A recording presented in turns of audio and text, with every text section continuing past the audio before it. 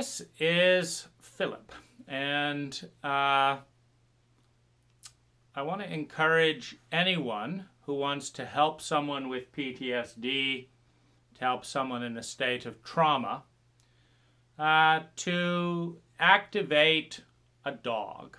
What I'm saying is loan a dog, secure a dog, bring a dog over, get a dog.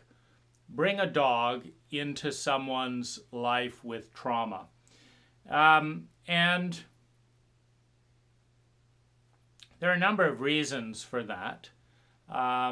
Philip, for example, in the morning, will come over and nest himself right against my chest. And during, the period of depression and deep grief, one of the most difficult things is to wake up in the morning, or wake up at any point, and face the ache going on in my body. And looking out at the cult at large, it's like, where am I going to find any soothing understanding for this ache? I don't want to face the ignorance, the cruelty, the unconsciousness of just about anything. And what Philip would do is just sit and lay there breathing happily and give me an in. Maybe he would start nibbling on my fingers, playing around. And that 5 minutes of joy, that 10, 20 minutes of laying and joy would pump my body full of the chemicals that would mitigate the emotional and physical pain and boost anticipation and remind me that good things are going on somewhere and how to get out of bed. And so the dogs and many animals like to play. And so play is a very valuable medicine. Dogs are far more intelligent than an illiterate culture. An emotionally and traumatically illiterate culture says things like, how you doing? You say, well, I'm feeling very dissociative and confused and traumatized. And they say, get well. And they let you know in various ways that what you said made them uncomfortable.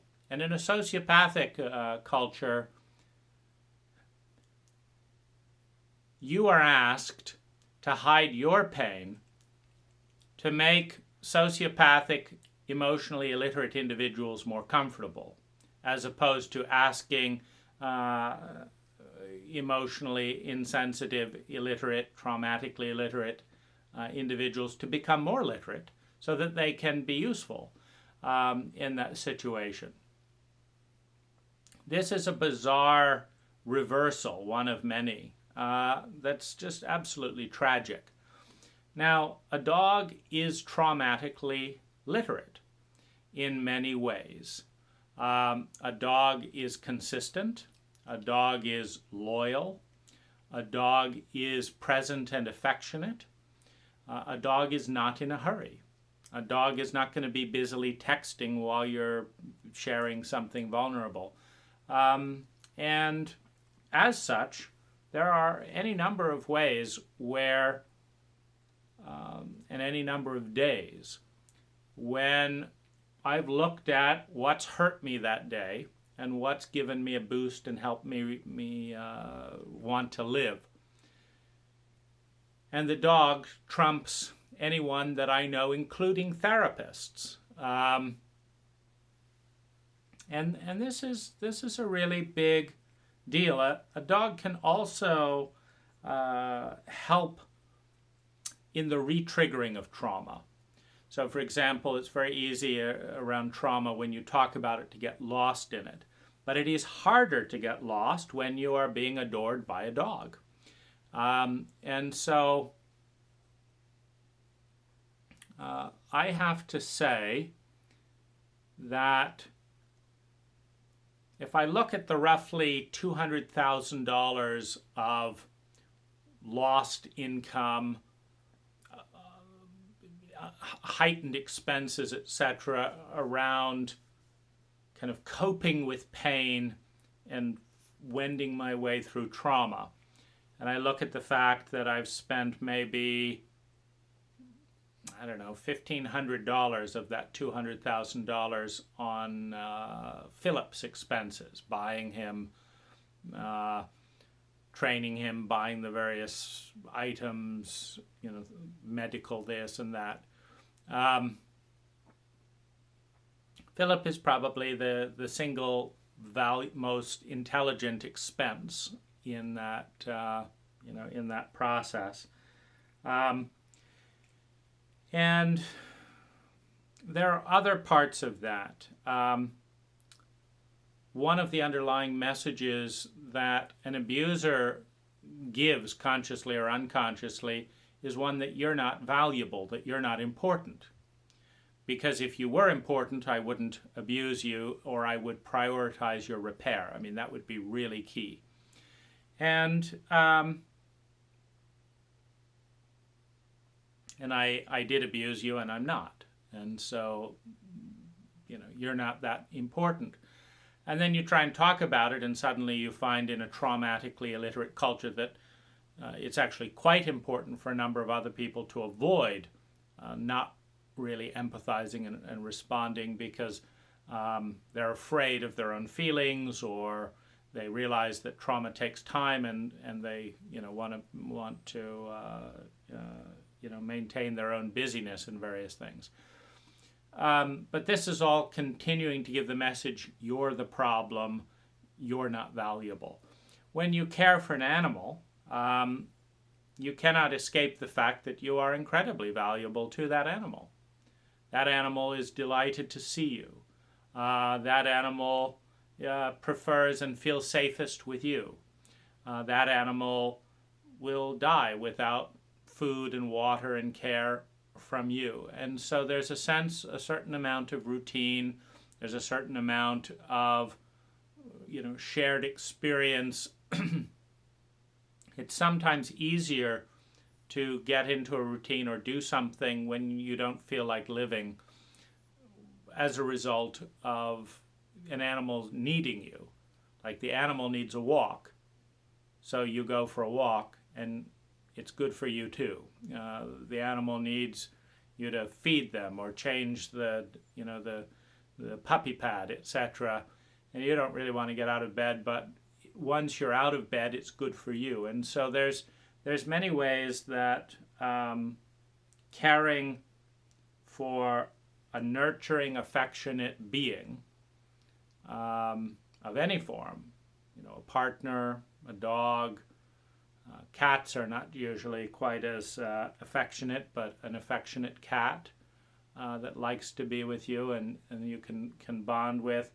There are times when I wish Philip was bigger,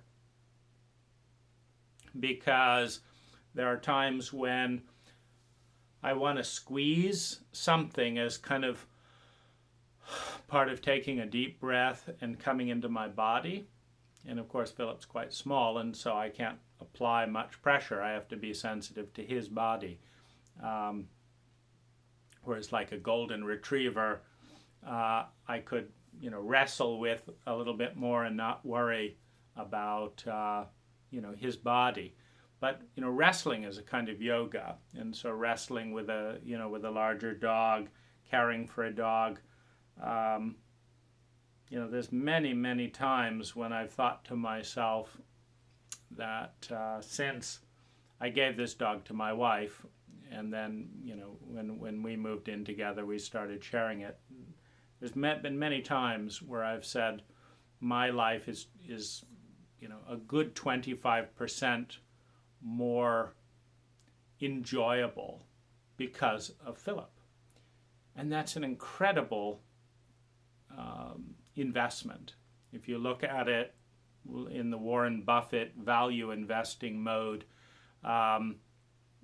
you want to create as much value as possible for the shareholder, you, per expense. And if I think that I get 25% of the enjoyment of my life with a 1% investment of money. So I'm getting 25% of the most valuable commodity known to human beings, human well-being, for 1% of the money that I spend, which means that Philip is a 25 fold return on investment. So for every dollar I spend, I'm getting 25 percentage. How does that work out? Yeah, I guess it's close to that. I'm getting a 25-fold return, per every dollar spent, and it's fun. I mean, there's no downside. It's a really, really wonderful thing. And my thought is, if you rescue a dog from the pound, A, you don't have to buy one. B, you're saving another life. 3, you don't have to necessarily start with a puppy.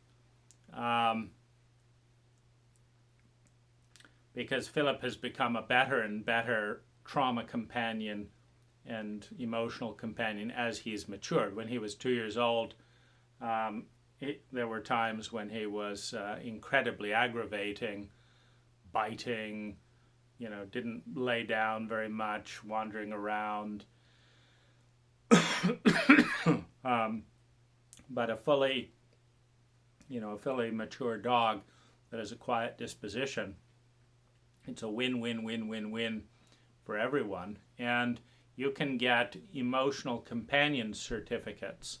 For example, I bought Philip in Thailand. My wife got an emotional companion certificate from a hospital and could take him on carry-on. And we'll probably take him back to Thailand. I've got an unlimited emotional support certificate. You can look online. Costs around $175 for 10 years or something like that. And then you just get a dog small enough to do carry-on, and you can travel around. Anyway, get a dog.